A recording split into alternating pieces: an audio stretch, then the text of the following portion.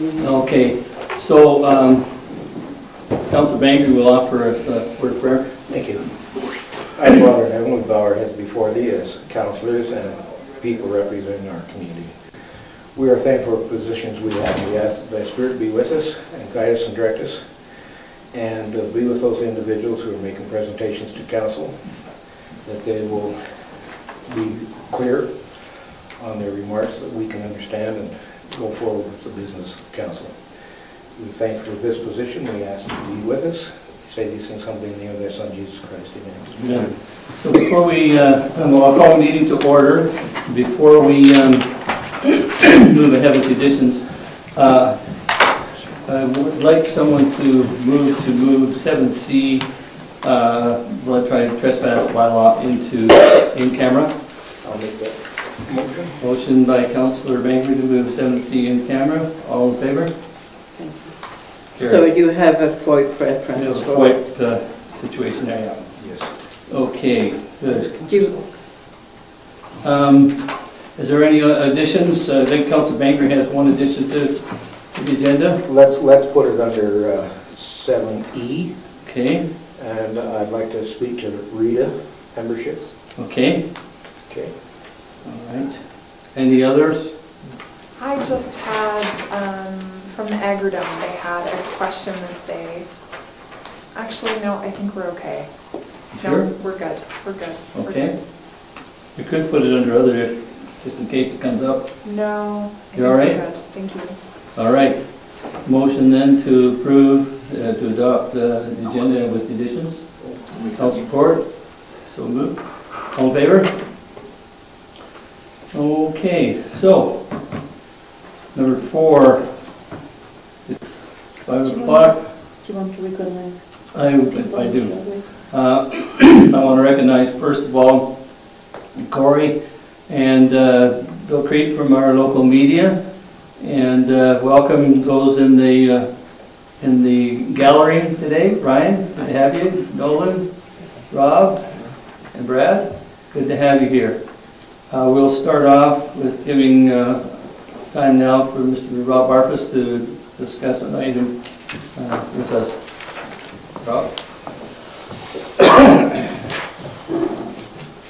Well, thank you for the opportunity to chat with you today. Those of you who I served with on council previously will probably remember me bringing this up one time during our term. And what I want to talk about is only one time. What I want to talk about is the difference between residential and non-residential mill rates, and perhaps gain some understanding on why there's that difference there and what that difference is, and maybe some ideas on some things that might be able to be made to change that. So if you're not familiar with the current mill rates, our non-residential mill rate right now is 736.75, and so that's our residential one, and our non-residential is 12.6251. So that's a difference of about 71% more that the non-residential taxpayers are paying. If you look at the difference in the mill rate between what the province sends in for education and all of that lump sum part of it, that difference is about 52%. So we're already quite a bit higher than what the province is doing that differential on. And when we talked about it when I was on council, one of the reasoning we talked about for there being that difference was that the tax rates, the taxes paid by businesses, was tax deductible. And if you worked that out, most businesses at a 30% tax bracket, that would drop that rate down to about $11 from the current $12.62. And there would be very, very few businesses on our main street that would be paying 30% taxes. What my concern comes from is that we have a struggling downtown core, and when it comes to even attempting to fix up the buildings in our downtown, not only is it expensive to do, typically for many of the businesses it doesn't generate any additional revenue, and then on top of it, you get slapped with a higher tax bill for doing it. And it's a disincentive to doing anything to improve our downtown. And so what I'm asking for is that council would give some consideration to maybe equalizing those out a little bit more. I accept that the general public prefers for businesses to pay a higher rate than what residences do. But on that same note, we don't tax somebody who is renting out their house more than we do somebody that's living in their house. Yet they get the same kind of tax deductions. And it would be helpful for businesses to be able to not get, hi Gary. Hi. You missed all the good stuff already. I was at a funeral. To not be penalized for trying to improve your building.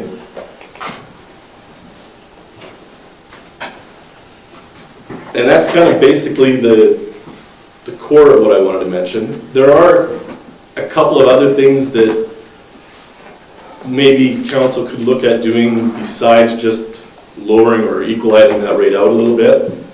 Just as an example, business owners downtown, it snows, we're all out there trying to clear off our walks. The town has access to a sweeper that can zip up and down those fairly quickly. That might be a symbol to some of the owners downtown that council supports trying to improve our downtown core. That's kind of basically what I'm asking for, is to see more of an equalization on the tax rates, on the mill rates, sorry. Thank you. Any questions that anyone would like to ask? Mayor? I just would like you to help me a little bit. To improve the building, I understand we used to have community futures that offered loans with no interest attached to it. The town was picking up the tab. But in this community, it has not appeared to be an incentive. I would agree with you.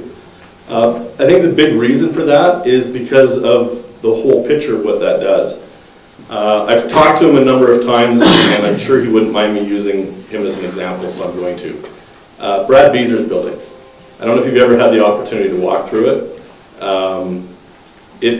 The upstairs is held together with cable, right? And it's an engineering sound, like it's not going to fall over or anything. That building really could be used, just gutted and ripped down and a new one built there. The problem is the cost on that's $400,000, and it's not going to improve his revenue one dime.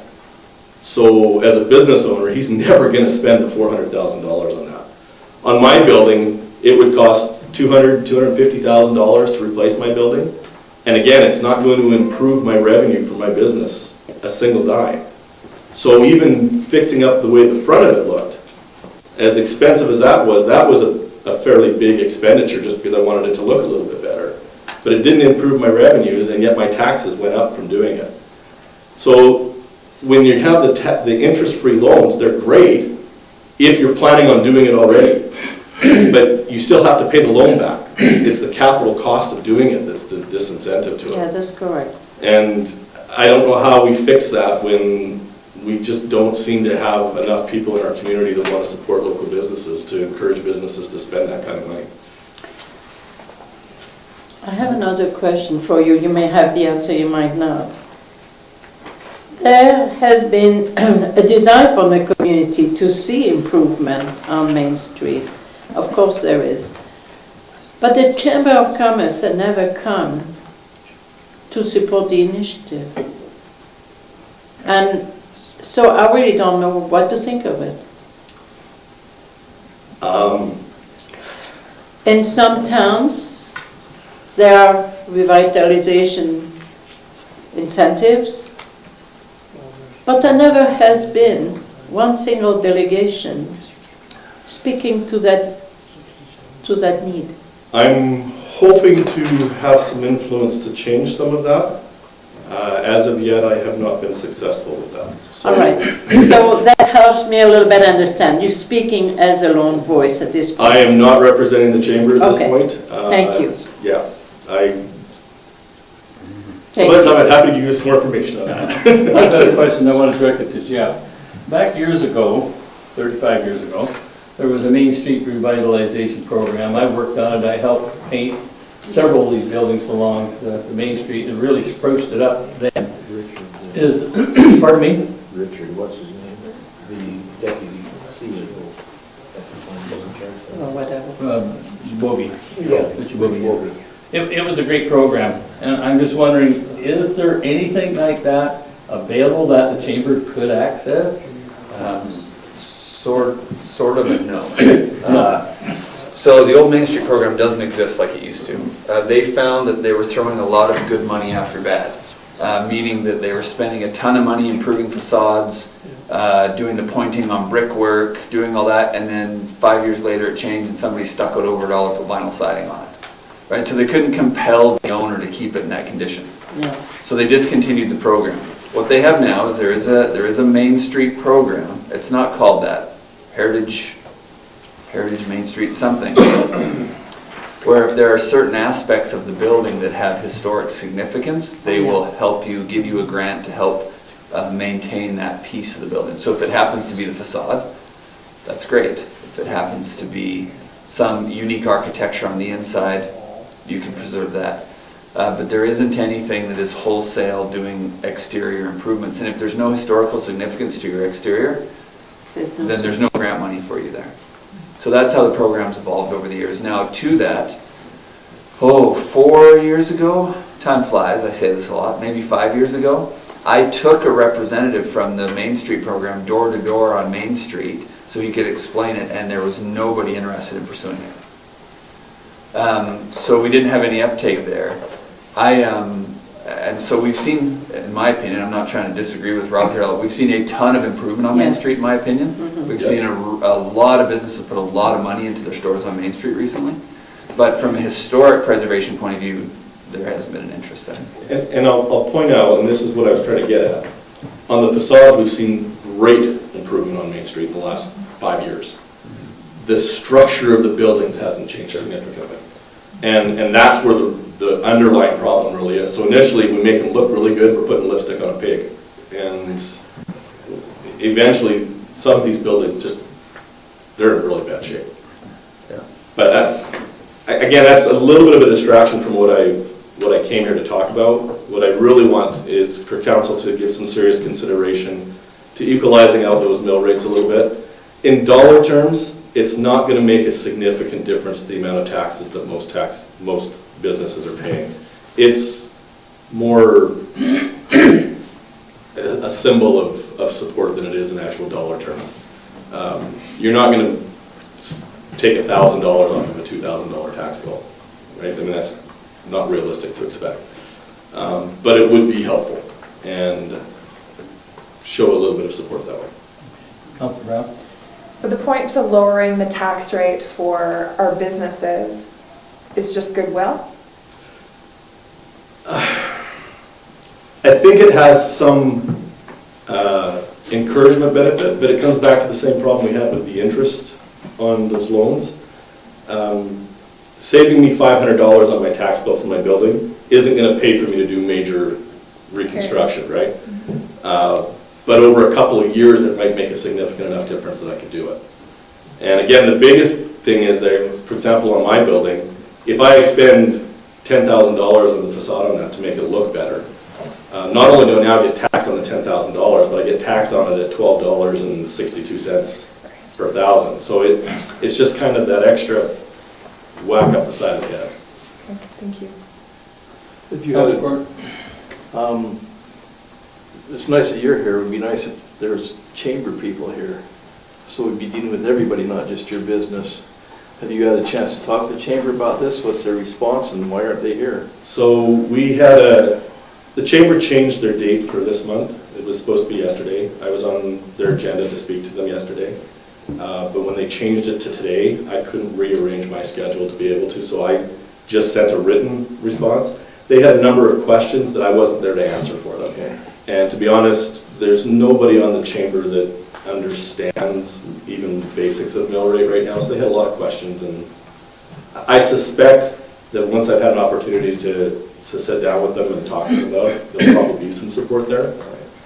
But I couldn't come to the meeting tonight and say I have a chamber support set up. Maybe it'd be nice if you did get a chance to visit with them and come back and kind of report to us and I'd be happy to do that. see where we're at. That would be good. Any other questions? Just one Yeah. simple one. Do you have, what's your position in the chamber, just as a member or? Just as a member. Okay. I have the same problem at the chamber level as what I had in running for council again, so. Right, so you don't represent the voice of chamber? No, absolutely Thank you. not. Now, they may assign me to come and do that, and I'm happy to do that Right. on a one-off Right. basis. That's not a problem for me to do. Okay, But but at this point, not that point. that's correct. Thank you. Okay, well, thank you. Thank you very much, Councilor. Appreciate you coming. Okay. Moving on. Welcome, Ryan Dick. Appreciate you coming. You know what I might do, Ryan? Yeah. Let's, I'm gonna pull my desk over, we'll just pull a couple chairs up, because we're gonna be sitting talking about this. Sure. So you can share my desk with me if you Yep. want. Now that we'll dispense with some of the formalities here for a Camera minute. can see you well enough. Can you take this chair? Corey, is that okay there? Jeff, Okay. take Well, this no, chair. we've got- I have one here. Oh, right, okay. Here, you come down on this side, right? Okay. There, I'll get some things out of the way here. We want you to feel comfortable and important. Very kind. Not like other communities. Just kidding. Let's see. Names? Okay, maybe, do we want to, this is going to be a bit of a conversation here. Do we think we want to just go ahead and adopt the minutes of the last meeting? Would that be appropriate? Yeah, why don't you? And then we'll get into it, yeah. So let's take care of that. Yeah, you've all had a chance to approve the minutes of the last meeting, and I'll accept the motion to approve. Councillor Bengry? Make a motion to adopt the minutes of February 6, 2018. Okay, we have a motion to approve those minutes. All in favor? Carried. Okay, thank you. All right, so, Do you want me to Yeah. preface? So tonight, council, this is a bit of a big topic. I don't think we have to come out of here with any, here's exactly how it's going to go. We've got a little bit of time before the legislation kicks in. We want to be ahead of it, of course. But it's anticipated now that they're thinking maybe September before federally all the ducks are in a row, but it could be as early as May or June. But I think September seems to be what I'm hearing more of. There's a lot of facets to this. Ryan's here because planning is one of the facets. Brad's here because enforcement and bylaw is another one of the facets. So, Nolan, is that? well, again, with the planning piece of I this, think before yeah. we go too much further, maybe we should let the public know exactly what we're doing here. We're Yeah. going to be discussing the upcoming legislation and the implications of the cannabis legalization. And so that's what the discussion is here, so the general public can know what this is all about and follow along with our conversation. Yeah, thank you. So Old Man River, of course, has got a number of communities they represent, and this wouldn't be your first dog and pony show around cannabis legislation, I assume. And so, you know, we've talked a bit, Nolan and Ryan have talked quite a bit, but there is a real big planning piece to preparing for this legislation. I think it's probably one of the biggest. And then we can have some conversation a little later on about perhaps our smoking bylaw or other things that we can look at, which in my opinion are going to be secondary to the planning piece. So that's maybe my little preamble. And maybe we turn Ryan loose on it now. Yep. One thing I should mention, because we added it a little bit late, I know Ryan's got some maps and stuff here. You have on your package, I think it's 7A or 7A3 or something. It's a third attachment. Let me go to it here so I can tell you exactly what it is. Internal policies. No, you've got 7A3. That's the package that Ryan provided. It came in after I uploaded this because I did it early, and so it's on at the end there. So that's Is the it in one. the same package as the FCM stuff? No, Okay, that's so- 7A1, or sorry, that's 7A. And then you have 1, 2, and 3, the ORSC, it says ORSC cannabis land use. Okay. That's the package Ryan's That's got the that he'll be one. referring Okay. to. The memo. Gotcha. Yeah. There we go. Okay. All right, well, it's all yours, right? Sure, okay, so I suspect you're all familiar to some degree with what's happening here. As Jeff said, cannabis becoming legal has implications for all levels of government, municipalities especially, because where the actual cannabis retail stores and cannabis production developments will be is in municipalities. Some of you will recall from a few years back, we made amendments to the land use bylaw, I think in 2014, 2015, to deal with medical marijuana. And before I go further, now all levels of government are now using the term cannabis and are not using marijuana. So the access to medical marijuana, or access to marijuana for medical purposes regulation had us having similar conversations 4 or 5 years ago. But again, that was just for medical. That was pre the federal Liberal government. But we did make some amendments to the land use bylaw at that time, so to potentially allow for a development like that to come to the community. And what the previous council said was that we would allow for that type of thing, potentially allow for that type of thing in a direct control scenario, which for those that aren't familiar, direct control is where council is the development authority, as opposed to your typical development authority, the Municipal Planning Commission or Nolan as the development officer.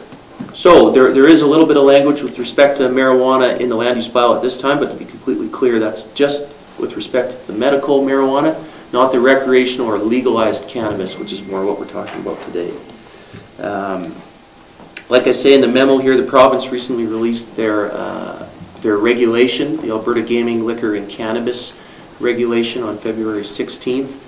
At that time, they spelt out a few things, including what we were all kind of waiting for, what, if any, setbacks they were going to require from cannabis retail outlets, and all the rules to do with that type of thing. What they said is that they will require a 100-meter setback from a cannabis retail outlet from a school or provincial health facility. And what they went further to say, what we all sort of knew, was that municipalities could decide if they wanted to further increase those setback requirements, separation distances, and if they wanted to apply those to other sensitive uses where one could establish a land use planning type of argument that a separation distance is warranted. And now all kinds of parties have been weighing in on this thing. Alberta Health Services put out a rather lengthy response that speaks to separation distances in addition to a whole myriad of other issues. They are quite concerned about this type of thing. One thing, that HS statement was in your original, Yeah. just 7A package? It's actually an amazingly well-documented Yeah. report. More than we would typically get from them on I any would type say. of On land development matter with stuff, land yeah. use planning Yes. implications. Yeah, so it's nice to see. And the City of Edmonton and City of Calgary have both released their draft kind of frameworks. So now all the municipalities are looking at those and responding, and how are they going to individually do it.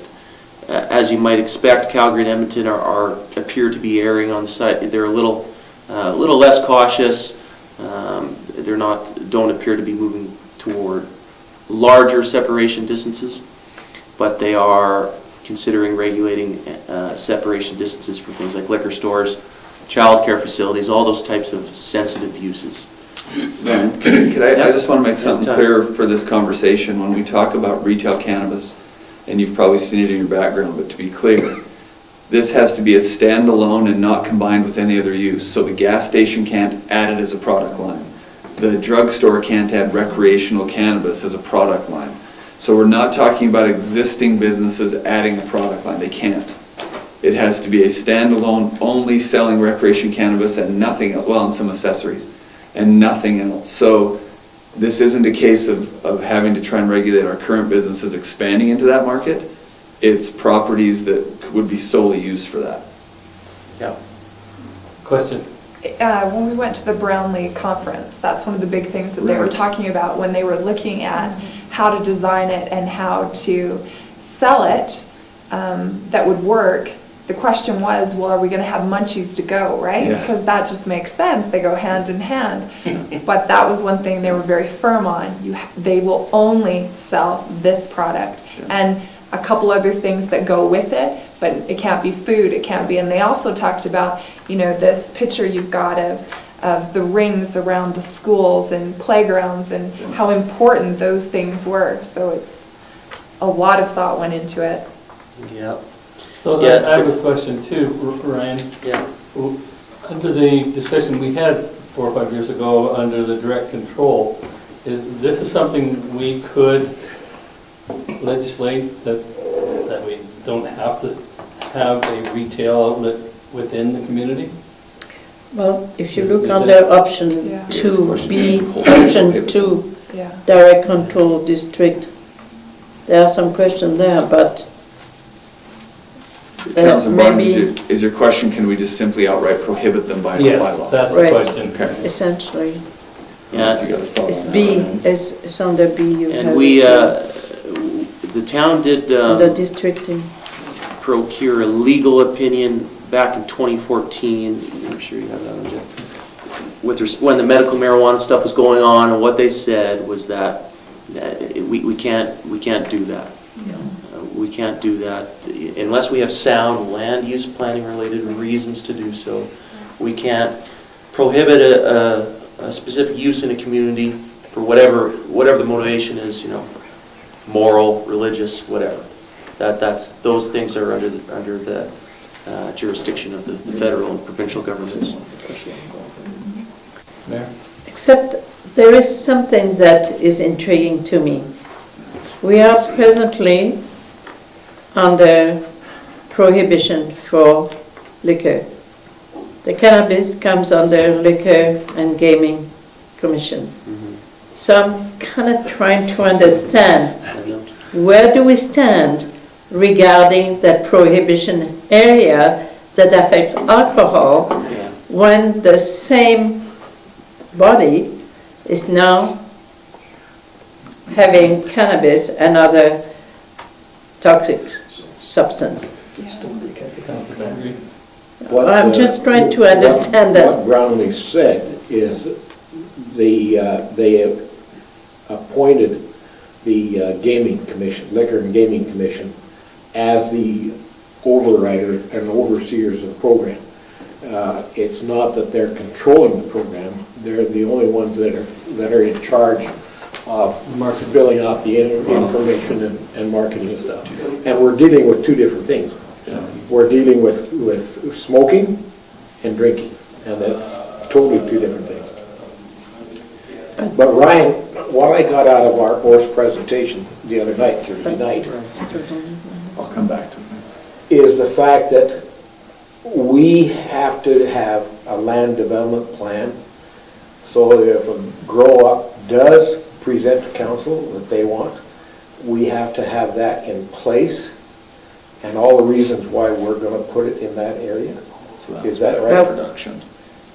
That's Yeah, not the so there- distribution here. Well, there's two things. So with production facilities, what I'm suggesting is that we could look at those a bit differently. The way the federal government, their requirements are ultra tight on the production stuff, and from what they've described to us, you wouldn't be able to tell if this thing was processing any other kind of agricultural product. Right. That's on the production of it. On the retail, of course, is different. But maybe to go to Maggie's question on the... Yeah, so on the relation to prohibition, and Brad, jump in here too if you think, but Brad and I sat through a bit of a webinar with the AGLC and we've had some discussion. As much as it seems like the remedy for prohibition could work well for cannabis in the community, they're simply not treating them as the same monster. So they have amended, in fact, it was one of the last documents I put in your package under the 7A. They've done all the amendments to the Liquor and Gaming Act, but they simply didn't change any existing conditions around the distribution of alcohol. And I think there's a couple reasons for that. One is they're different monsters. But two is, they don't know prohibition's a thing. Yeah. We fly so under the radar with that. The AGLC is literally, except for about 2 people, even unaware that it's a thing. They don't know that anyone in the province is prohibited. And so we're small communities down in the south, and they're not aware that it should be considered, because it really, as a proportion of population, is negligible. So that's an issue that could certainly be raised, to see if we could look at what I think the option would be there would be to, thank you. Say that if a prohibition area is going to allow a cannabis retailer, the same remedy required for alcohol would be a binding plebiscite on the first application. Do I think we get it? No, I don't, to be frank and upfront. I don't think we would. I think that the cannabis legislation is intended to be widespread across the province. But we are unique. And so I just don't think it's being considered under this cannabis rollout at all, to answer your question. And just to kind of clarify that from an enforcement side as well, the use has not, to go out and use marijuana has not actually been defined in legislation yet. We don't have any legislation that says you can smoke, I'm going to talk like a cop, you can smoke weed here, but you can't smoke weed here. The gaming and liquor regulation, from what I have read, has mostly been amended for retail outlets. It's mostly on what is going to be around these stores, who can be in there, et cetera, et cetera. There's still nothing on how old you have to be to possess it, how much you can possess, and all of that stuff. And I think that's where, and now there's 2 different acts. There's the Gaming and Liquor Act, and then there's the Liquor Control Act, which is what we fall under for prohibition. So I don't even know if they'll put it under that, or if they'll put it under the Tobacco and Smoking Reduction Act. I just don't know. Okay, so to follow up with that kind of idea, what is our role then as a political body regarding our unique situation and cannabis being now under gaming and liquor? My opinion is your role is to get your planning documents in order so that you're prepared for the legislation change, because I don't think you have a solid argument to put it under prohibition. Right. That's my opinion. So So we get our house in order here, and if we want to go down that road and see if we can have some consideration based on our status as a prohibited community, let's go down that road, but let's not do it at the After the expense fact, yeah, of slacking on getting our planning documents in order. yeah, totally agree. Well, I'm just going to cut this down to simple facts here. So if somebody shows up here, goes to Nolan's office, wants a permit to put in a cannabis store, and it fits underneath all the regulations, is there any way we can stop that? Want to speak to that, Ryan? Well, so it would depend on the decision that council makes prior to that happening, because what we're intending to do is get the land use bylaw amendments in place prior to legalization. So depending on which direction you go, and I outlined a few directions in the memo, and I recommended that options 2 or 3 were the ones that would potentially fit the community. The direct control. The direct control, which in that situation, an applicant would have to come to council to rezone from whatever current zoning they have to direct control. Right. Council can make a decision on a zoning application without reason. You don't have to provide reasons. Sometimes you do in a development scenario. It's a legislative decision. There's no appeal.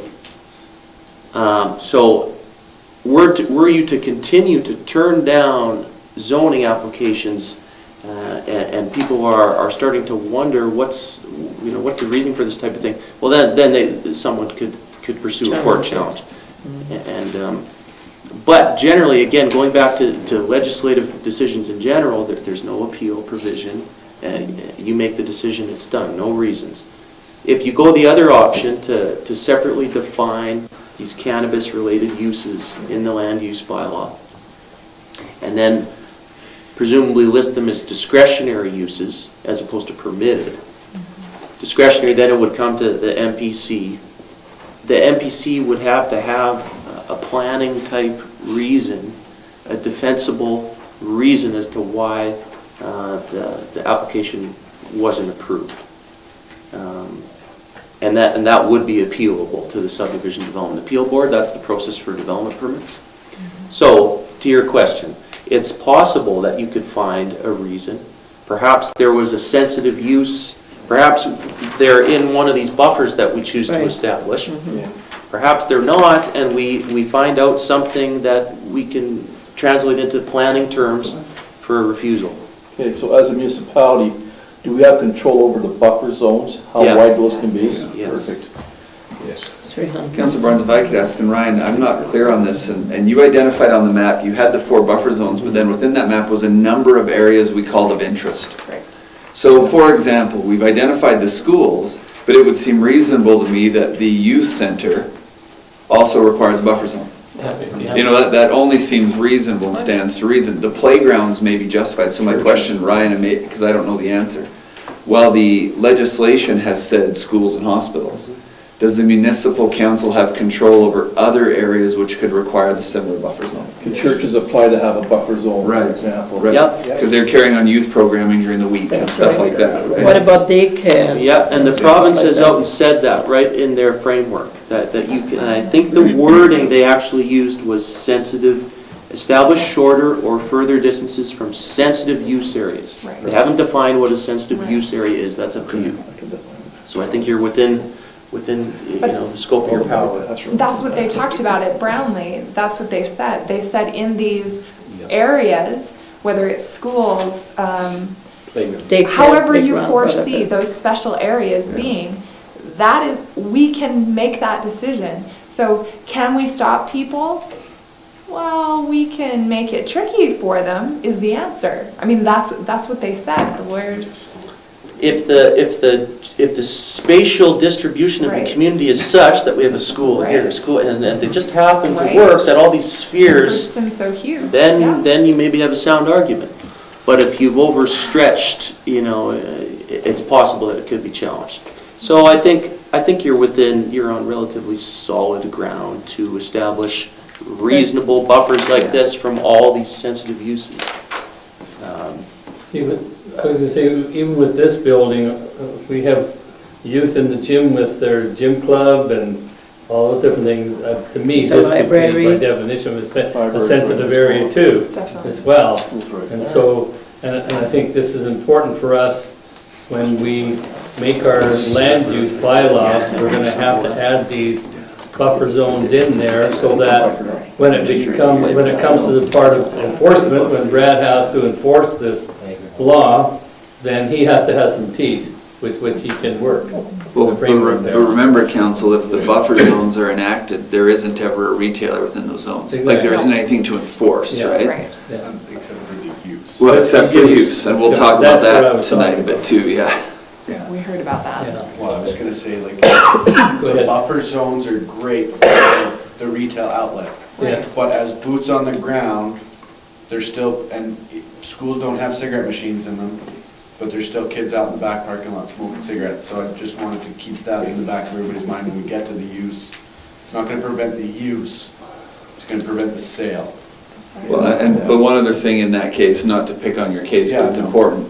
None of those kids, there'd be a half a dozen of them that could legally have weed. Yeah. It's Yeah. still illegal for them. They're They have to be minors, 18, right? right? So at the end of the day, with some exceptions, you can enforce it based on age. Right, Because they can never, even when it's legalized, minors can't have it. right. So there's still that piece. Yeah. Now, there's some 18-year-old kids in high school, don't get me wrong, there's lots of them in grade 12, but a lot of them can't. Yeah. Within a buffer zone anyhow around the school, but that, I taught over there for 30 years, I know it's getting used every day. But again, that buffer zone's simply for retail, it's not For sale. consumption. Right, okay. Right. So we have to have some discussion later about what do our parks and green spaces look like? Yes. For example, we don't allow smoking in parks and green spaces, but we don't enforce it in parks and green spaces either. Right. We're not very, we just don't, because you have to be right there when someone is. Yeah. So we need to talk about what that looks like. And like Brad mentioned, I anticipate some changes to the Tobacco Reduction Act in the province that we just haven't seen yet with this legislation, but we don't know that. I just expect that's going to happen. But there is something leading to that in our documents. AHS is saying that they want that reviewed also. Okay, So Because I I think, want to Mr. see Chairman, the- based on what I'm hearing, if you're looking to the more stringent approach, that's probably requiring the direct control to rezoning, because that's a bigger application fee. It's a required public hearing, notice in the newspaper. It's more of a public process than just a development permit. So from what I'm hearing, that might be the approach to start with the amendments. And maybe it'd be best if I sit down with staff and we come up with some separation distances from these different starred areas, and then bring that back to you guys, see what it looks like, and there's no reason why we can't get that done the next month and get this stuff in place prior to the summer. Well, fortunately, they've given us a little extra time now, because it's not going to happen right away. And I don't want to guarantee that, I'm just You hearing want- that you it's want to get getting moving. kicked down I the read road. something. Yeah. We all suspect it will. Yeah. We don't know. So, go ahead, Councillor. So this is kind of a Brad question. Yes. So, again, at Brownlee, because the whole thing was on cannabis, they said that, so per household, you're going to be allowed 2 plants. Four Not- plants. Four plants. 4 plants per household, not per person, per household. But that would not have anything to do with these areas that we've circled, right? Because I can have whatever I want in If my you live house, because within it's an my area, house, my you can. rules. The only thing is, they said, that if you were a renter, I would have a say on, you cannot grow pot in my house. Or a multi-use house. Yeah, like Okay. an apartment building. Like an apartment. Okay. You can't Or then. Yeah, something that's right. like. But that again doesn't have anything to do whatever. with No. these circles that we've got within, so when we're talking about these circles and what, it's nothing can be sold in these circles, it's not what's going on in the house across the street. I can guarantee that the houses that are across the street from the high school, the Yeah. elementary school, the junior high, wherever, Yeah, there's nothing that says I can't sit in my backyard with Right. a fire going, smoking cannabis. right, And to me, that's more detrimental than having a store next door. right. Thank you. One thing, and can I ask something, Yes, Councillor go Barnes? ahead. Maybe towards Ryan or Nolan. I've been thinking about this. I know 4 plants is pretty minimal, so I don't know. My concern is down the road, are we going to find What do we do? issues where we've got problems in homes with mold and That's for you things guys. like that? Now, again, I don't think we're having a whole humidor for the, like a whole, You wouldn't have a grow up. yeah, a whole grow-up environment. But I'm curious how that's gonna play out as far as It's a that. different scenario with a grow-up as opposed to growing personally 4 plants. You don't Yeah. require all the The hydroponics. hydroponics Okay. and the ventilation systems and all that. You don't require all that, so that's, the mold thing is going to likely be an Yeah. issue at all. Does anybody know on that 4 plants, can I grow them in a greenhouse outside, No. accessible to Has to be anybody? in your house. Must be indoors, okay. It says right there. All right, good. I was curious about Yeah. access. Well, and they were going to have the limitation on width and height when they were originally talking Okay. about it, but they realized, Caliper width. exactly. Yeah. Well, and in some provinces, they're still looking at Yeah. that very thing, but they said in Alberta, they just said 4 plants, Might be going a little 10 far. feet by 10 feet, whatever, but do what you gotta do. In No that heritage space, plants. confined in that space. In that house, Yes. house, right. as long as it's in your house, Yeah. it can be 4 I plants. could maybe go through with council, Yeah. identifying some areas. If there's It's going to more, be interesting. But also an issue regarding your kids, if you have kids in that house. For them not to access the product. Yes. It has to be somewhat childproof.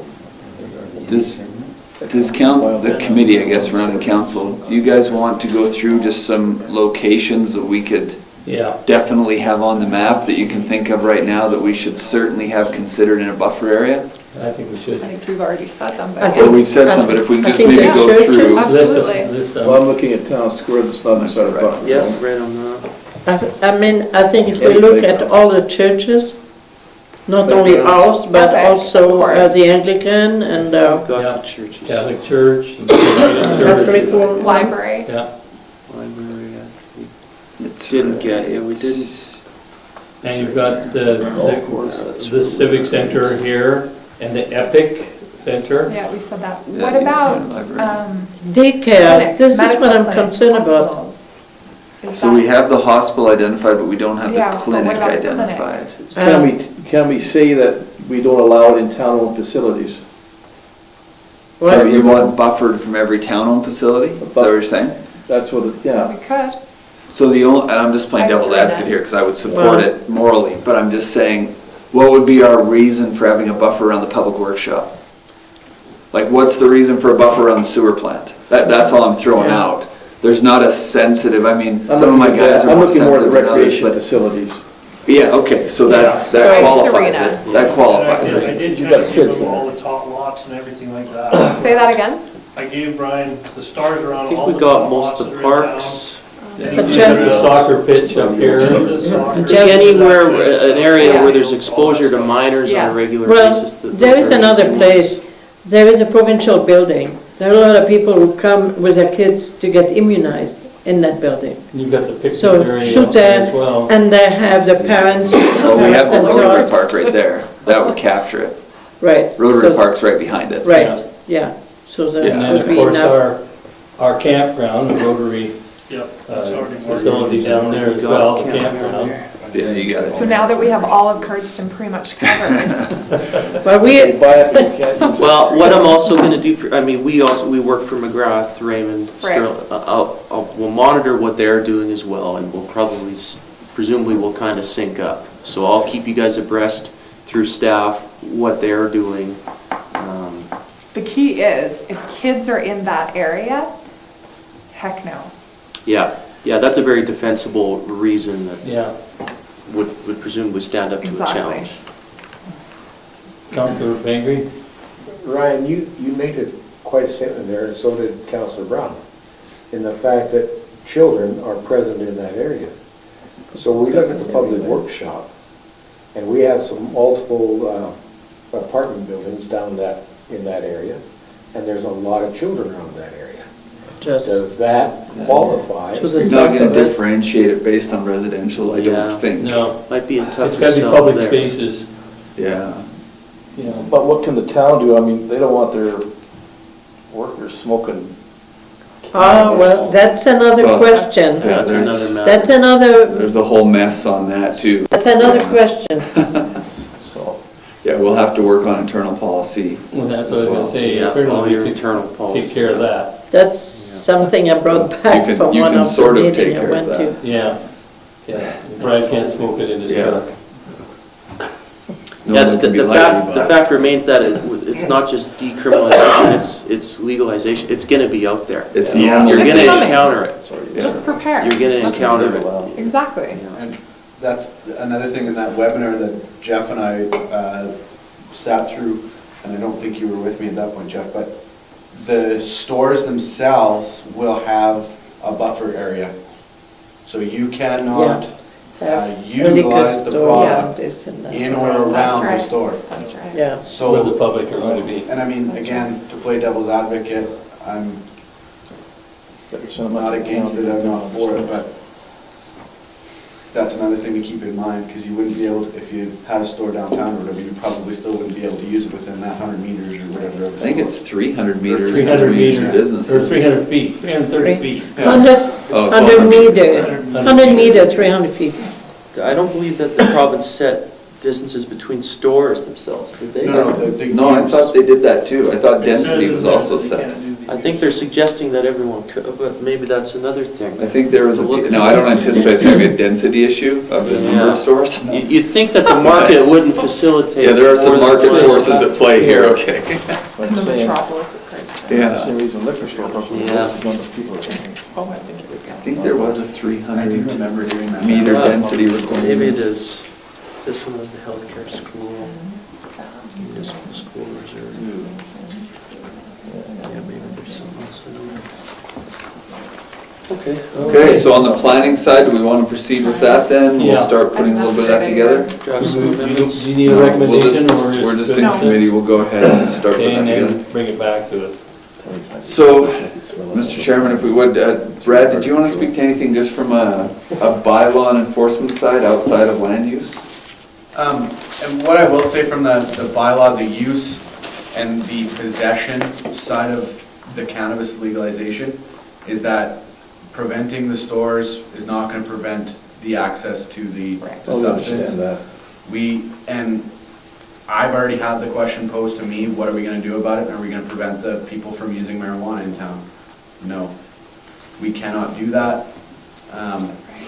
It's essentially their right now to get high, so that's what the only thing that I really wanted to speak to. Now, the only thing that I would suggest moving forward, putting it into our smoking bylaws, is ensuring that we identify that, so that when we're at a soccer game or we're at something, we don't have somebody lighting up on the corner of the soccer field and Because it's happened. smoking marijuana. Yeah, absolutely, I agree. So we should have Yeah. signage, proper Well, signage. what we've been discussing is we simply need to define cannabis in the smoking bylaw. Yes.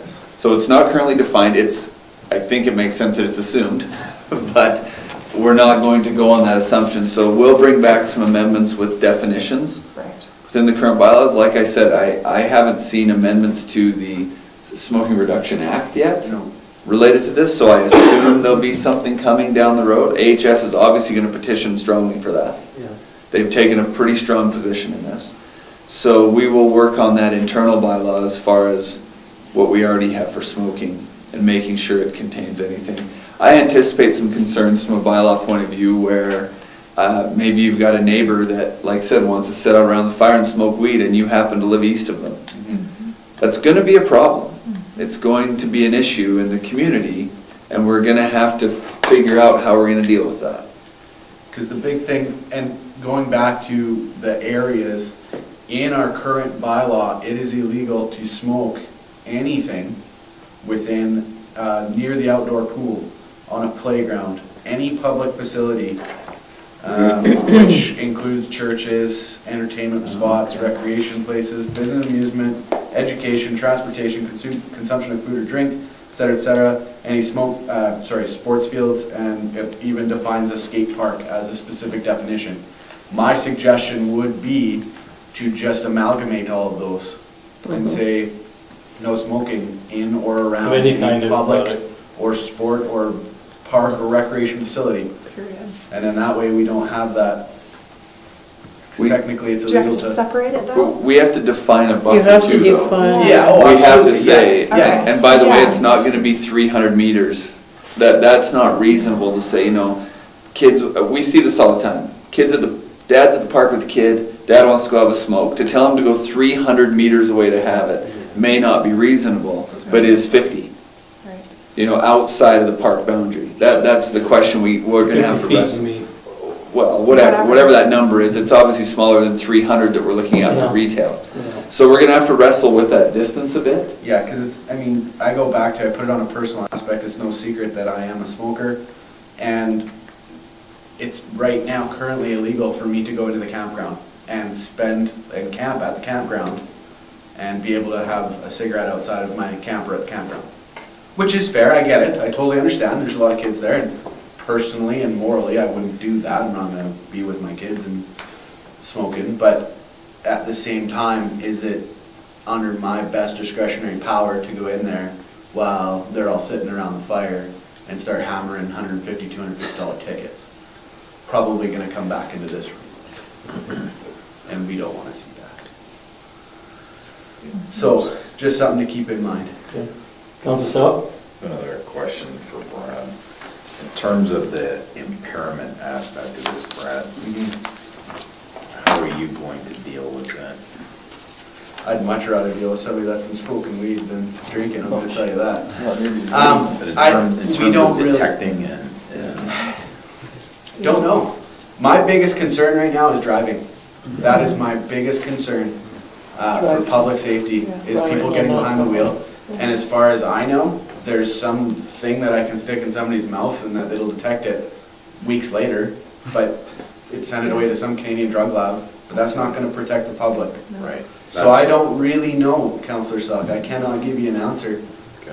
It'd be no different, I think, right now, that if I stop a vehicle and I suspect that that person has been using, at that point, we take that 24-hour suspension into effect, or whatever we need to do. if I deal with somebody, well, I'll use the example of dealing with minors right now that I suspect have smoked some kind of substance. If they're so stupefied, intoxicated that they can't take care of themselves, which I've never seen with marijuana, then of course then we'd be taking that either hospital route or jail or whatever they need to do to sober them up for their safety. But again, I've never seen that in my career. There's something known as greening out, which is, I don't want to call it a marijuana overdose, but it is, That takes a while. you've ingested so much that your brain can't really handle it, and usually it lasts like 5 to 10 minutes. And I know the high school had an incident just the other day involving that, and I happened to come in on the tail end of it. But to deal with the impairment, I don't really know. I don't know if it's going to fall under the GLA for public box. If it does, great, then we have the ability, we already know how we're going to be dealing with it. But if they say, you can't be high downtown, well, I don't know how I'd spot it, to be honest with you. Well, one other thing to note, it was referred to in some of your documents, AUMA is really petitioning both the federal and provincial government to say, okay, we're anticipating $21 billion in tax a year on this thing. And we want to turn How are we back. being divvied up? Because we have municipal enforcement saying, what's coming down our way so that we can buy the proper instrumentation? What's coming down our way to have the right people around to protect public safety? So there's still quite a debate raging about what are we doing with the tax on this? And how much will Well, come back to us? And how much? Hypothetically, I think it was half and half, so. 75%. Okay, and then trickle down? 25, 60/40, wasn't it? No, Yeah. well, But again, I'm still concerned about driving while impaired. Yeah, I don't know. No question. My biggest issue is that so here's my next question. Who's going to be allowed to deal with it? Because right now I can't deal with impaired driving. So are you saying, yeah, we're going to make this a provincial matter, but still keep it under impaired driving? That makes no sense. That doesn't, anyway. all right, so is there a place for us to raise our concern regarding that aspect? Well, I think that flag is being raised. I mean, I think that's forefront on enforcement's mind right now. I think from the RCMP to local police forces, they're all scrambling to understand what this is. I haven't seen any good answers. I could be wrong. Well, and at Brownlee, when they were talking about the policing aspect of it, that was one thing that was a massive concern was, how do we tell them? We can't just give them a breathalyzer and No. say, you're intoxicated. We have to go get a blood test. So it's a big deal. And that's not And even And as far as a what- blood test doesn't say they're intoxicated Yeah. right now. It says that Exactly. they have done it at Exactly, some it's point. in there. It's there. Yeah, exactly. And as far as the question also came up is, we're gonna be making this money on it, and then somebody said, but what is this actually costing us? And she said, don't know. Yeah. We're hoping to find that out. Is 21 Right? sufficient? 21 Yeah. million sufficient? Don't know. Don't know. Yeah, that's a good point. Anyways, You got Thank that you. handled? I think so, yeah. You take that too. Yeah, no, you got notes on there, that's okay. Okay. So, That is it. So we'll move forward with some land use pieces here and bring a proposal back, an amendment to the land use bylaw. Okay. Like Ryan said, it may be wise for us to kind of see how our neighbors deal with it. We can be relatively consistent. The mayor asked a question, is how do we lend our voice to the concern about enforcement? So I would leave that to you folks. Do we want to, at this stage of the game, try and lend our voice to, I don't know if it's K Division, I don't know if it's, I'm not sure what that entity is, Alberta Justice, potentially? well, I think all I and don't the know. above. yeah, The MP, the MLA, as many people as we can hit, because they all touch different jurisdiction, right? The MP would be at the federal level, the MLA at the provincial level, and there are issues at both levels right now, yeah. because there's no clarity on either side. And then the Sojan and K Division, sure. If I, See, we already know that the RCMP are short-staffed, and this is throwing another level of policing at them. This is where probably the community peace officers are probably going to have to get involved somehow. I don't know exactly how we do that, other than send some letters off to make some suggestions, as the mayor said, to our MLAs, to our MPs, to K Division. All those people, it's kind of we have to do some kind of lobbying through letter writing, and because, right now Brad's hands are tied. And that is a concern in our community. And to my point of view, if all community was starting to get a grassroots kind of level of concern, maybe there would be a voice, because right now no one is listening. And maybe what we've done in the past, whenever we felt that there was a concern that would involve many communities, maybe we start a campaign of support from all the other communities, send a letter that suggests our concern, and see how the other communities look at it, and see if it's something that they're interested in jumping on board with us.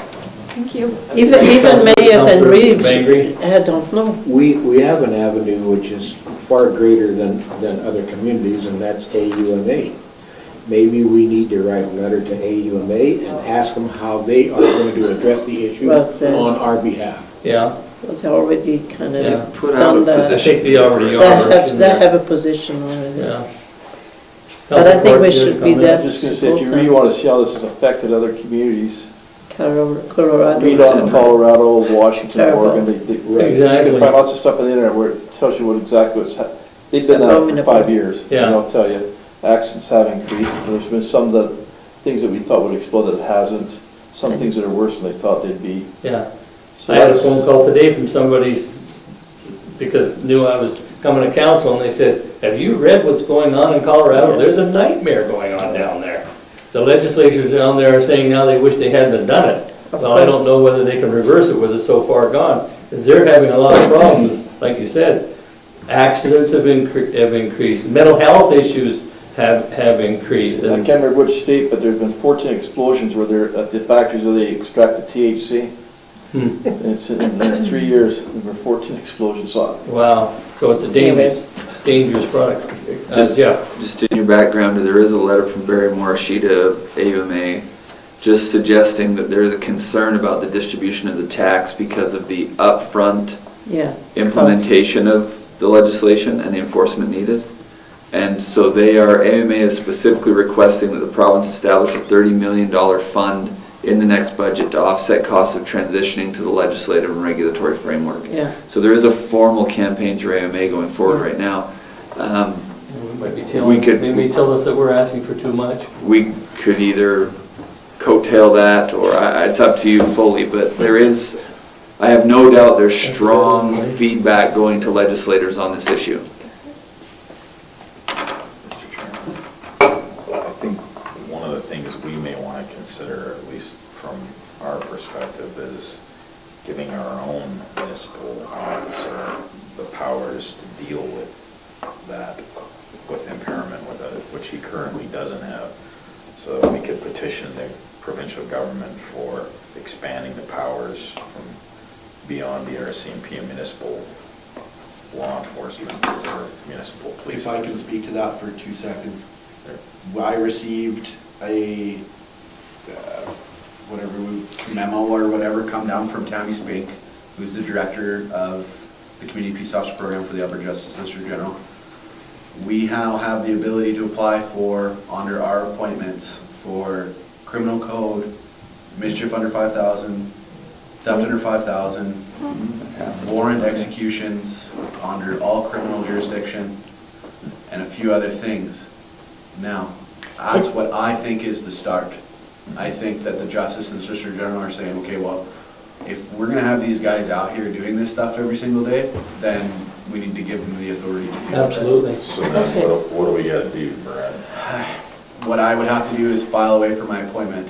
Now, Is that something you have to do, or is it something that the community does on your behalf? no, I would have to, well, essentially what I would get, I would have Jeff send away a letter that says we would like Officer Larson's appointment to be amended, et cetera, et cetera. Now, But what I about have to have, What about the impairment piece? What does that fall under? that falls under the Criminal Code of Canada, impaired driving. It's a separate section, right? I don't know if they're gonna give us, but the province was talking about going the way of BC for a while.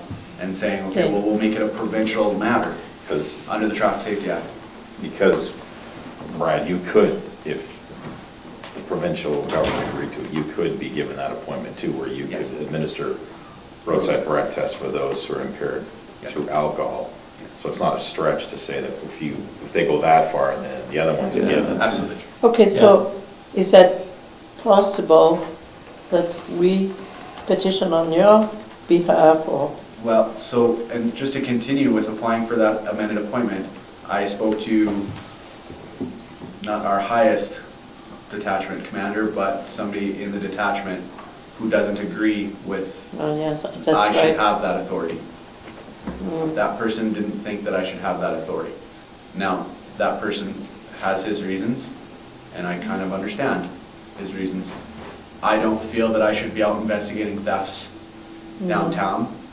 And with everything that's happening between us and the RCMP right now, there's no communication. There's no frontline communication. So I'm investigating a theft or a mischief file, and they don't know about it.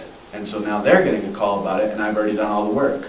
Well, or vice versa. Oh, because now you don't communicate on the Right. same channels. Right. Oh, my. So, yeah, it's a real problem here, Councillor Bengry. Brad, as I talked to some of my RCMP friends throughout the province, Mhm. they don't even know how they're going to enforce it, No, they don't. because they haven't got the tools to enforce it. Right. So if they don't have the tools to enforce it, what are you going to have to enforce it? You know, and which comes first? Well, and my biggest question right now is I'm looking at this whole perspective of, well, what tools do I need to enforce it, because I don't know what's illegal, Exactly. right? I don't know, how do you tell if somebody's .08 Yeah. In cannabis terms. in cannabis terms? Yeah, I don't know. So I don't really know what's going to be illegal yet. I know how I would enforce somebody smoking marijuana outside of the door of a business. That's easy. I can smell that from a mile away. Yeah, But, you can smell it in the vehicle too. exactly, yeah. Yeah. And I know how I would deal with that right And now. So. this might be a facetious statement, but if you see 4 or 5 bags of chips lying around the car, you'll know that they've been using.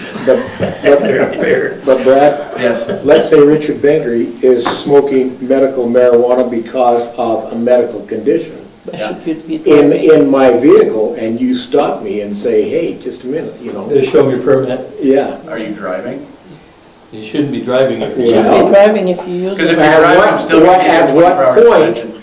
At what point can you prove that I'm impaired to drive? So what I do right now, and I have dealt with this. I've had countless files where I pull over a high driver. I start an interview, I know what to look for. You're looking for eye stigmatization. There's another one, I'm trying to remember the big long medical term, it's where your eyes jump when you get to look at a pen. Yeah. I am not trained at doing a roadside sobriety test, but if I stand there with my flashlight or something like that and I move around a little bit and I see your eyes jumping, I only have to have reasonable probable grounds. So if I smell it, if I'm seeing those things, those indicators, and if I flat out ask you, when was the last time you smoked dope? And you're like, man, I smoked like, man. Yeah, it's a joke. They say, man, you gotta keep track of that. Man, bro.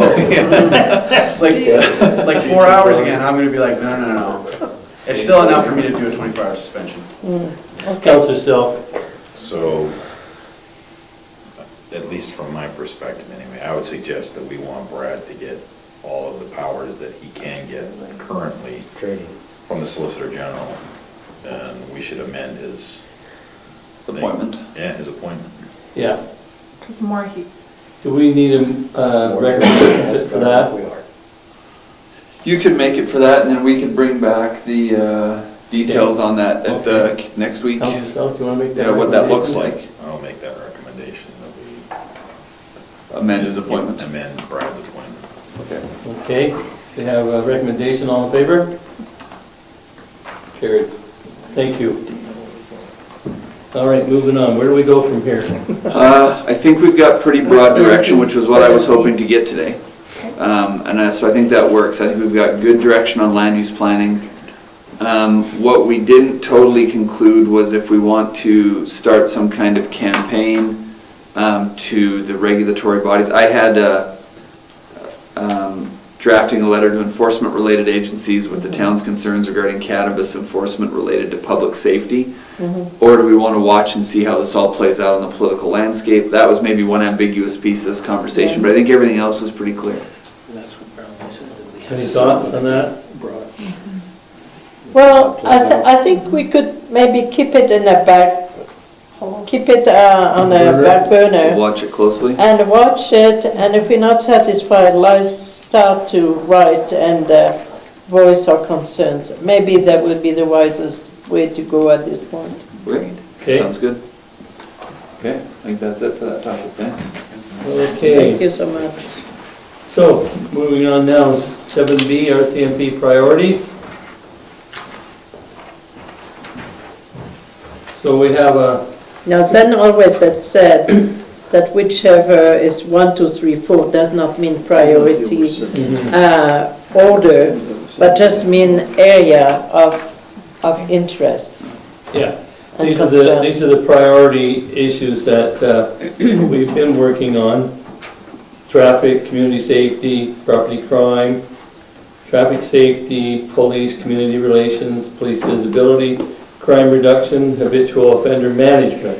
So these are things that we have been working on, and I think this is that we need to know, is there any other areas that we need to be working on or suggest to the RCMP we'd like them to work with? Any thoughts on these things? Councillors? I went for a wander today from the post office downtown and back up to the post office.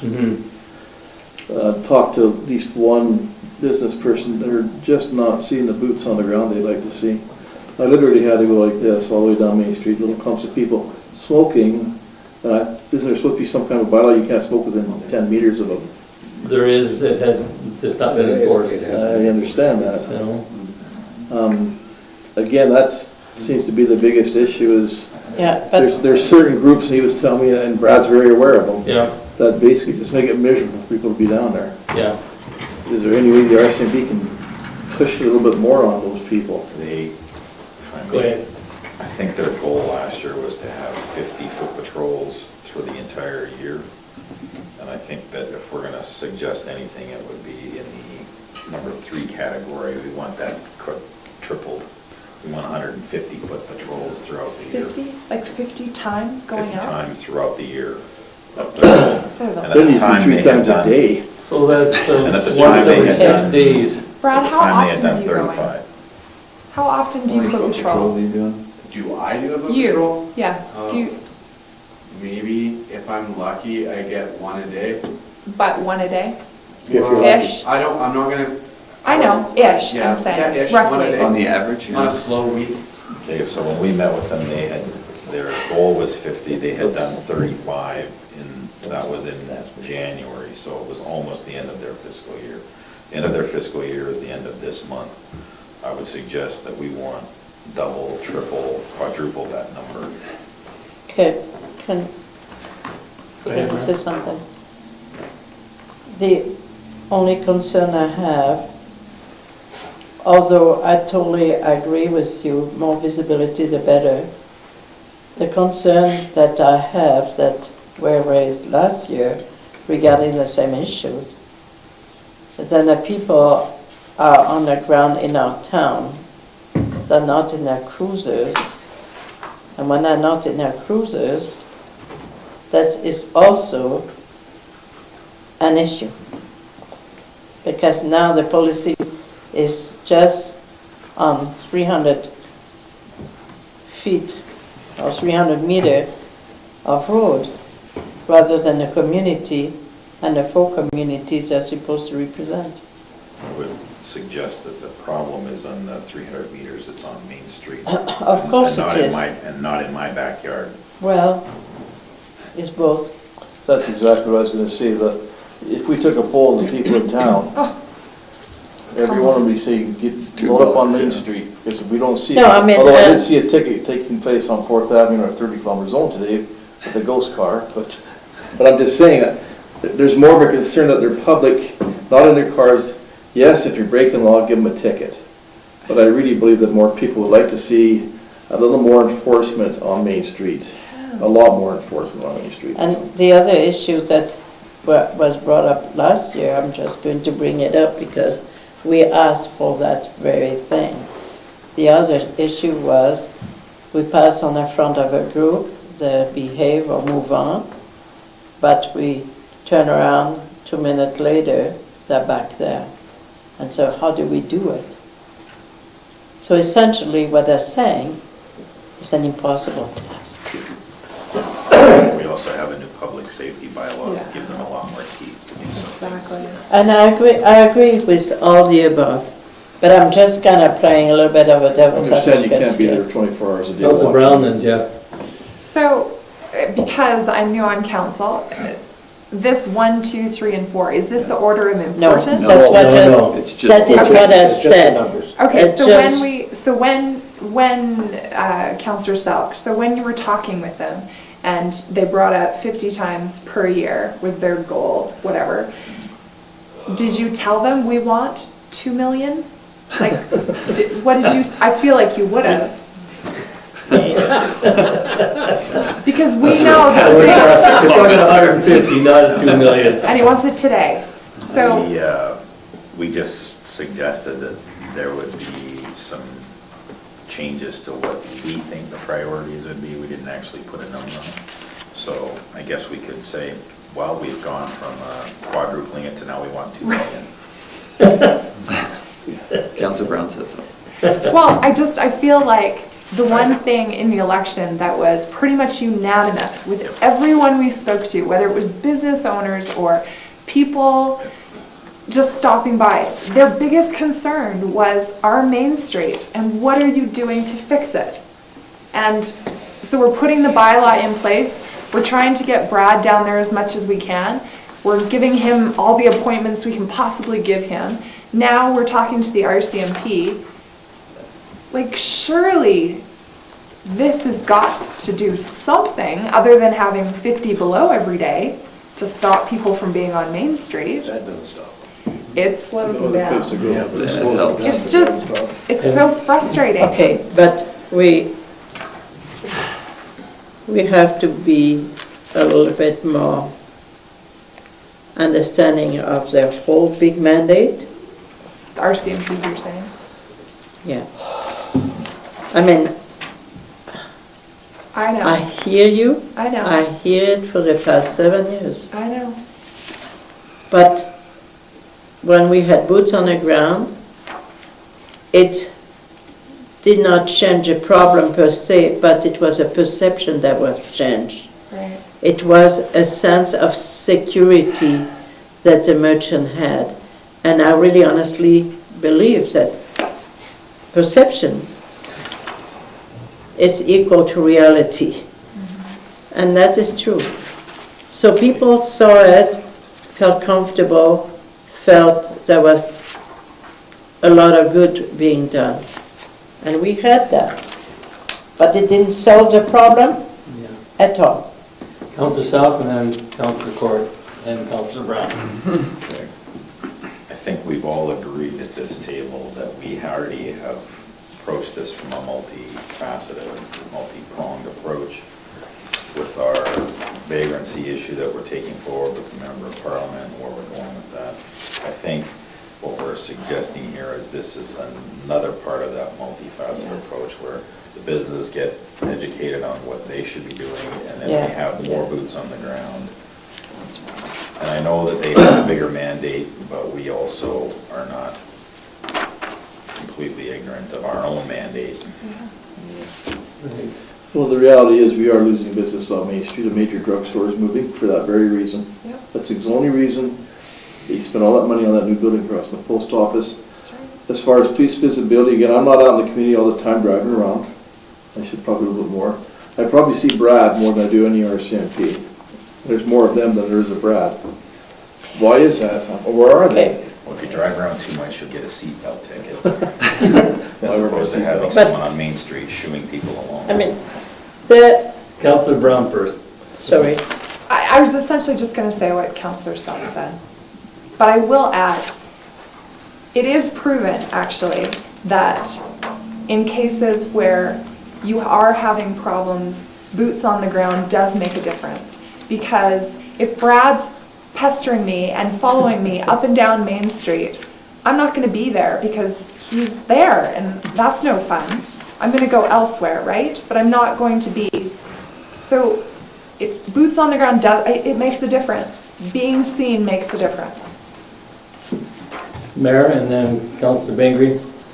I think one of the concerns I have is to make sure that the RCMP doesn't slow down their work in town because we have a level plus one officer. That's more of the concern I have. I want them to work in conjunction, although now the communication is gone, rather than to work as, yeah. Okay. Yeah. I think it's, Did you have something you wanted to say first? Councillor Maggie, go ahead, and then Councillor Selk. Brad, since we have lost Malcolm, what has that done to our Main Street population? Malcolm was on the Main Street a lot. And That has been uniform. tough. What I will say is that it's taken me away from that, because now I'm dealing with all the animal control. I do the maintenance pound every day, stuff like that. That's the only real answer I can give there. To touch on the boots on the ground on Main Street, I can walk up and down Main Street all day long, it's not going to prevent anything. No, exactly. I have to catch it. Yeah. So that's if we, exactly I would suggest in what we've got moving forward with the MP, crime prevention through environmental design aspects. And the bylaw, though. And the bylaw, yeah, pushing that bylaw through is probably going to help. I mean, I've been down there telling people I'm going to write them tickets, so. Councillor Selk, you had a comment? so And then Councillor Ford. I think if we want to kind of put this thing to bed, can't we just sort of measure from council what we're looking at in terms of priorities? I think we've all pretty much expressed the fact we want more boots on the ground, so that's, Yeah. and I think you could just simply ask everyone. Yeah. Let's hear what Councillor Ford It's has the to last say. comment, and I won't say anything else. I know you can't do, unless you catch them, you can't do much. But by being there, you may prevent what they were going to do. 100% agree. A big thing is looking at, they see a fully marked uniform, or a fully marked vehicle, or they see a uniform, whatever. I agree that they're not going to do what they're going to do right in front of me, but that doesn't mean they're not going to go around the side of a building and try to get away with whatever they want to get away with. The biggest thing right now is educating people on what is and isn't illegal under bylaw. I wasn't going to go down there on Thursday and hand out a whack load of tickets. The public perception, I think what Boots on the Ground does is it gives merchants on Main Street perception that we're there and they're safer. Yeah. Yeah, it's exactly. That's what it's doing. It's not going to prevent the things from happening, but it will provide that perception to the merchants. And that's a good thing. Absolutely, 100% it is. Jeff, you had a comment? Just when we're talking about this, and this needs a little working through, but this new bylaw we have, we know we're gonna have some testing, it's gonna be a bit of a living piece for a while till we figure out where it lands. And this is probably something for the policing committee, because I know this isn't popular with the RCMP, but we could ask them for a quantifiable number of times they enforce the bylaw on our behalf. So we could say, we would like to see 30 tickets written under the public safety bylaw by the RCMP. Now that could be tough, that might not even be a reasonable number, I don't know. But we need to have some consultation with them at the committee level, because bylaw enforcement by RCMP isn't particularly popular with them, because they have to go defend it. So they have to go to court for it.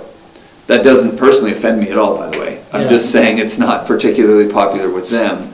But I think it's maybe a reasonable, quantifiable thing to say, we want your participation with this bylaw. We know the criminal code doesn't capture all this. We recognize that, that's why we wrote the bylaw. And Brad's probably like looking pained behind me that I'm suggesting this, but we could potentially say this is a little deeper than the criminal code and we want you to participate with us. And here's what that looks like. But I think we should have some conversation with them first. Yeah, absolutely. Okay, so, Making a round table. so let's go around the table on our priorities here.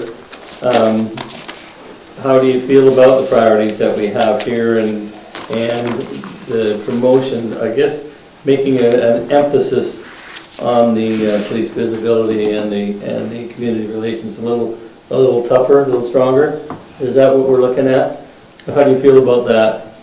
I've talked to several people on Main Street, own businesses there, and their perception is, this is their perception, is that all they ever see these guys do is write tickets for whatever, but they don't see them doing what we've been talking about on the Main Street, and that's been Yeah. said to me 3 times now from business owners, that we're not seeing anything here, but what we are seeing is they nail you for a ticket for whatever. Yeah, And they think it's just that they're after money, that's their perception. And I said, well, don't break the law, but still, yeah.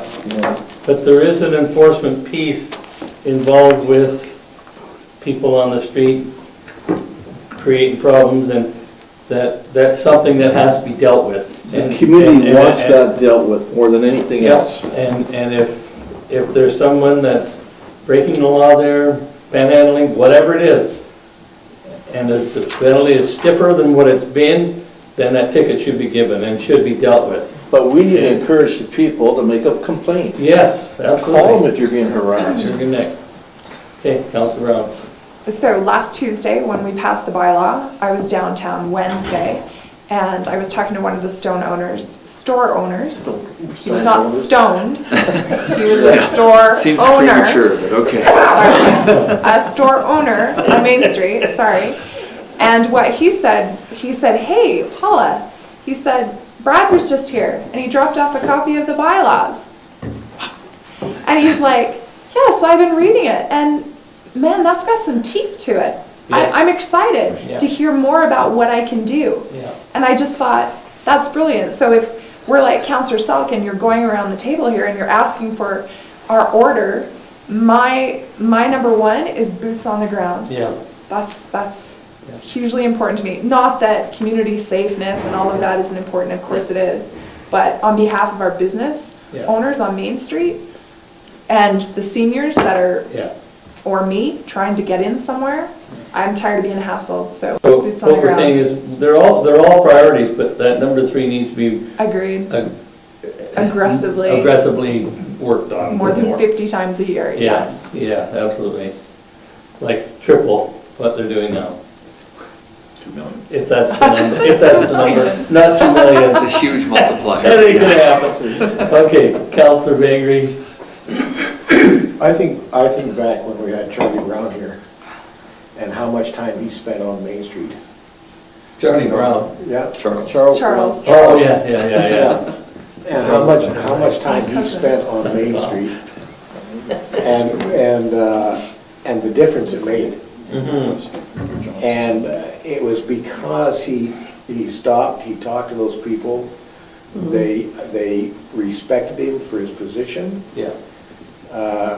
But in defense of the RCMP, you can have all the boots on the ground you want, but if somebody doesn't make a complaint, that doesn't mean anything. That's right. And so you've got to start having your store owners Yeah. officially make an official complaint and say, look, this is what's happening on a daily basis and so forth. Yeah. I need some protection. Yeah, And until you get that, you're not gonna get it. yeah, And they have to be willing to go to court.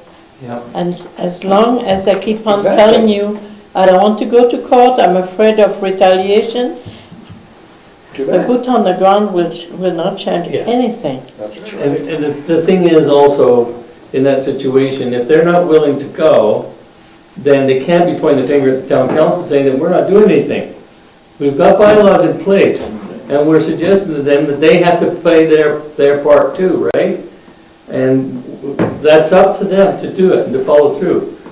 And we've got more teeth in it, the fines are stiffer, and I think that's an important thing. And so I agree that community relations has got to be, and the police visibility has got to be re-emphasized. That's my feeling. Councillor Selk? anyway, I think we all agree that the priorities should stay the same in Yeah. terms of the four of them. I think we all agree that we want to see more boots on the ground.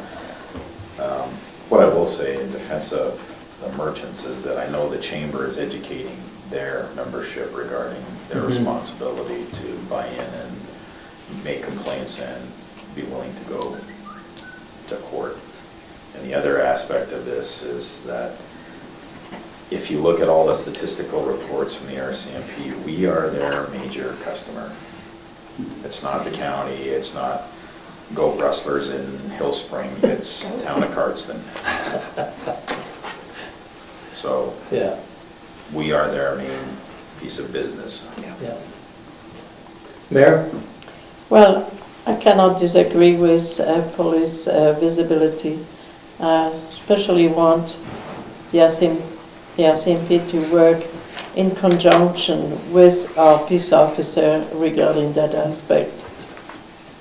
I don't think that to leave it up to our peace officer to do it all, it's viable. It's not. Okay, you have some direction. Yeah, I may call an ad hoc committee Yeah. and we'll get together with the four of us and visit with Zane. I'll do that soon. Okay, so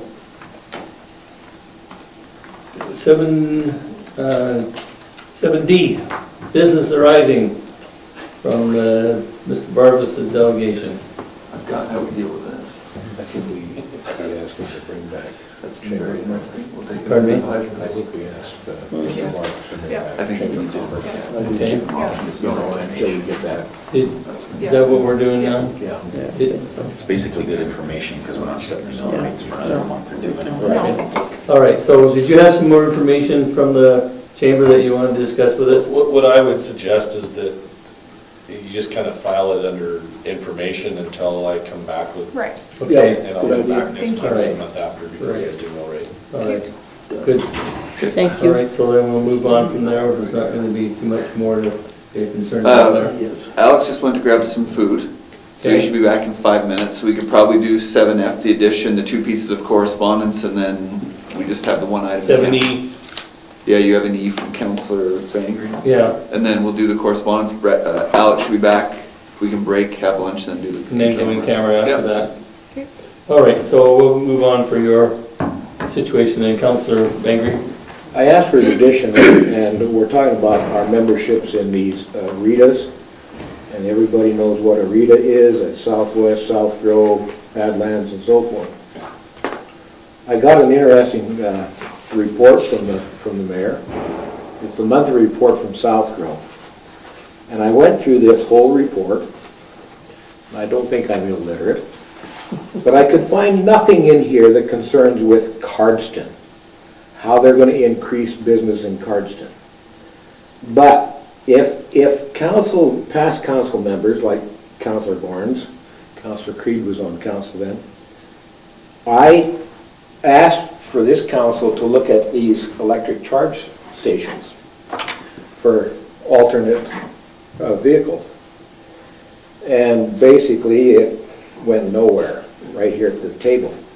But there was a motion made, a motion 16-186, that Councillor Pivoy attend the charging station meeting in Pincher Creek because Southwest was involved in securing an electrical charge station throughout the province. Now South Grove jumps on it. No, it's a joint. Is it a It joint always venture? has been joint, Councillor. With Okay, Southwest? Yeah. okay. Because that's the only way you can garner enough money to do it all this. Then let me ask you a real good question. If South Grove is jumping on one thing, Southwest is jumping on one thing, why do we have to be a member of all these organizations? The only organization that's doing anything for Cardston right now is the Badlands, and that's through the Chautauqua, and that's Darlis Coolidge. Okay. Councillor, can you maybe wait until next month when we can report on all what South Grove has done?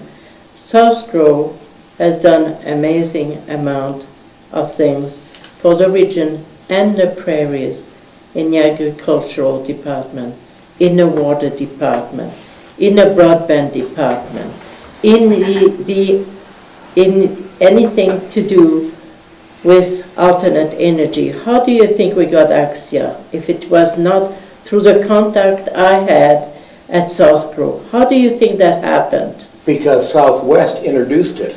Axia was introduced by No. Southwest through Waterton Park and went to Fort McLeod. I'm saying that I think that we are spread out No. too much in these RETA organizations. Jim. They're duplicating services, they're matching up Okay. everything. Let And now me- they're accessing a grant of millions of dollars to put in charge stations. Councillor Selk wants to see us look at a 24-hour border crossing. We are the first ones in Canada to introduce a charging system right here in our community, so those people can come across that border, come across Glacier National Park, and sit in our town and charge their vehicles up. And that would be a great investment in our community. And then also, we write a letter for the twinning and the establishment of the twinning of Highway 3 or whatever. Our nearest access to Highway 3 twinning is 45 miles. And we want a 24-hour border crossing.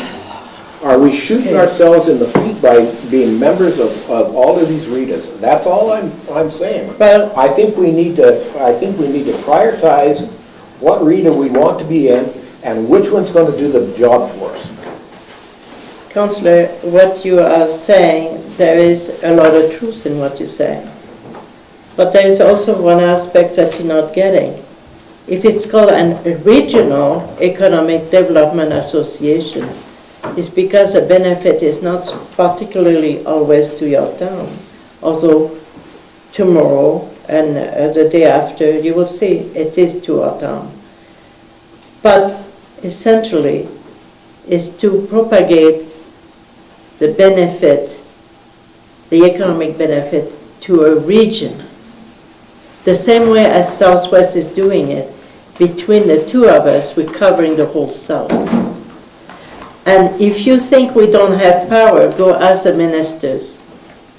If there were no He supports the power, RETAs. if there were no power, do you think they would give those readers, Southwest, South Grove, and whichever other 8 of them that exist in that province, $100,000 a year to carry on the work that they are not doing?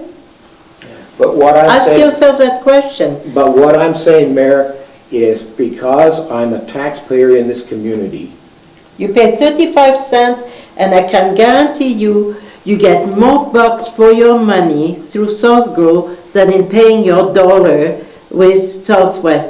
You pay 35 cents with us, and we give you millions of dollars back, and tomorrow I will be able to prove it to you. let me ask you this. Well, let's not discuss that. How was you introduced to Cardston? I've been here 68 years, you've been here 7, and how you come here is you were invited here, you spent a day or a weekend or whatever in the campground. But what does it have to do with the This is a beautiful RETA? community. What I'm saying is we need to attract tourists to this area, and we need to have programs in this area to attract those tourists. Don't you want to attract investment also? I do. All right, so wait for the announcement that's coming in a couple of months, and you will see what South Grove has done. Maybe you're a little bit impatient. Very impatient because I've been impatient for the last 10 years. South Grove has brought hundreds of millions of dollars to the south and to the prairie, and has leveraged over $150 million worth of investment that were matched by private investment in the ag department. You tell me if $300 million worth of investment in the southern part of Alberta is not significant, because that money comes back and trickles back down to all the communities. Can you tell me how much it's impacted for Cardston? I think that's what his point is. It is. It's wonderful that it's impacting all these Tabor and everybody else, but You know the problem is, it's not always quantifiable directly to your community. But you have people that will come across this region, people who are employed in those plants, people who come and travel to Waterton. It benefits the whole region, be it the gas station, be it the corner store. We cannot quantify it unless people start to ask, like in some stores, where do you come from? And enter their postal code. And that's something I have asked the Chamber of Commerce to do for a little bit of information, data gathering in our community. We do not know where the people come from, and we do not know which sector could be improved upon if we had that data. We don't have the data. Perhaps one way we could find some of that information is like through our campground down there. When they register there, that's information that perhaps we could get from the campground operators too. Every people who come in a community, we should have a sense where they come from. When I went and visited in Prince Edward Island, the first thing I ask you is, within 15 seconds, they knew where I came from, what I was here to do, how long I was staying there, and what I liked. And they directed me there, to that, yes. Councillor Selk?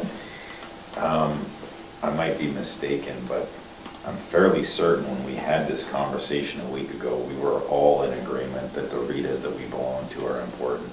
Am I right? Seems to me. Okay, so do we have to have this discussion again? No, Okay, good. but it's, there's valuable questions out there. We need to. Just a minute. Yes, we do have to have this discussion, because we are spending taxpayers' money, and is it legitimate being spent? Or are we just joining an organization to be a member, thinking that organization is doing good for the town of Cardston? I would suggest we wait until the mayor brings back what she was Yeah, talking okay. about, and Yep. we'll go from there. I will send you the address I'm going to give tomorrow, and I will publish it to you all. And I'm the one who has to give the address, so I will inform you and educate you possibly. High five on that one. There you And go. I'll be attending a planning meeting, 5 or 6 hour planning meeting tomorrow for Southwest as well tomorrow, and there'll be some information coming out of that I'll be able to share. Since I can't make a motion in here, I'm going to make a suggestion that we go grab a bite and take a break. Well, we got 2 items of, Just your 2 correspondence. Of course. Oh, 2 minutes. it's not going to take us very long, and then we'll Patient on go. it, Councillor. There's just these, for your information, Fortis has made a donation for the Epic Center. That's awesome. So that was presented, so that was great. We, by the way, we presented that letter with, that check with Jeff the day before the opening. Yeah. That could make it the day of. Okay. You had a chance to read over the letter from the minister. This is a letter that's from the Minister of Energy It's 2. on It's renewable 2 power now. centers, or 2, is it 2? Yeah. Okay, so, oh yeah, I see that, yeah, regards the mayor. So any thoughts on that? We hope for the best. We hope for the best. I'd like to bring you guys actually a bit of an update on that too, because our NRCan application is in, and we had to send it in. I was here, had to be in by 10 o'clock Sunday night, and Kevin told me that morning he needed signatures, so I was doing that till late, and so that got in. Okay. And I just want to give a bit of an update. I'll try and do that in the next meeting or 2. Okay, good. All right, entertain a motion to recess for lunch. Recess for 15 minutes. Okay, all in favor? Okay.